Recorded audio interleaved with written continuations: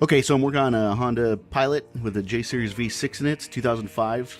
I bought a brand new drive belt tensioner kit from Gates, 38332, and put it on. It was making an awful sound. So I had to take it back off, and finally, after some looking around and seeing what the heck was wrong, I figured out that the lower pulley that it came with was actually too tall compared to the stock one. So let me show you what I'm talking about. So here's the new pulley. Let me find the stock one real quick. So on the left is the new one, on the right is the old one. And you can see right there, it's too tall. So I'm putting a wrench on that. It's level on that side, but you can see how much taller it is on the new one. You can also tell that this is a lot deeper. This well is a lot deeper than this one right here. And so when you have this washer, it actually goes in and you try to tighten up the belt, and it hits the side of the pulley, which it shouldn't be doing. It should sit like that, where you have a gap, so that when you tighten down the washer, it only rides on the bearing. Here, when you tighten down the bolt, it actually hits the pulley. So then what happened, I didn't catch it right away. You guys can see it put that groove into the new belt tensioner. So if you guys get a Gates belt, or if you guys get a Gates belt tensioner, drive line automatic tensioner and pulley. Gates part number is 38332. This is supposed to be a direct OEM fit. This pulley is fine, right? But this pulley is not. So you can tell that it's deeper than this one.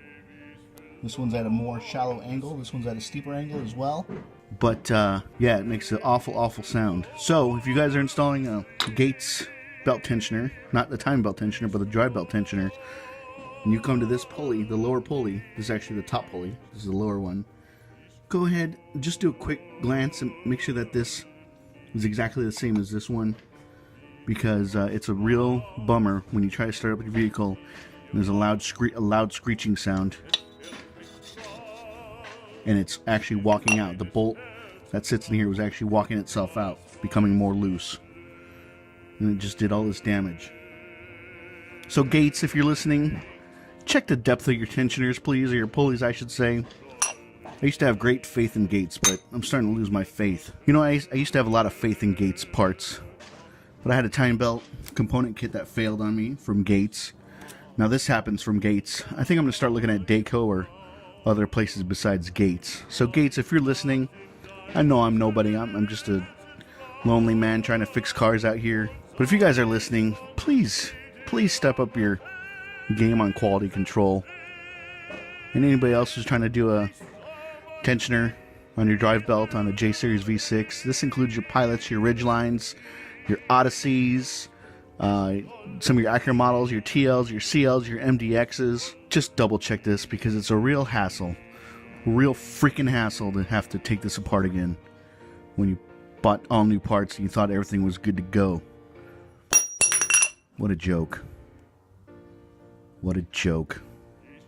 And if you guys wanted to, you could take this old pulley, go to a bearing distributor, and just find this bearing. It is an NSK bearing. On the original one, it's NSK bearing. Let's see if I can see a number. The number is, it's either 8 or a B, 17-102 David Golf 48. So let's see if it's same here. B or an 8, 7102 David Golf 48 NSK. So it looks like it's the same bearing. So if you guys wanted to, you could take the old pulley and just replace the bearing. But Gates, step up your game, man. This is ridiculous.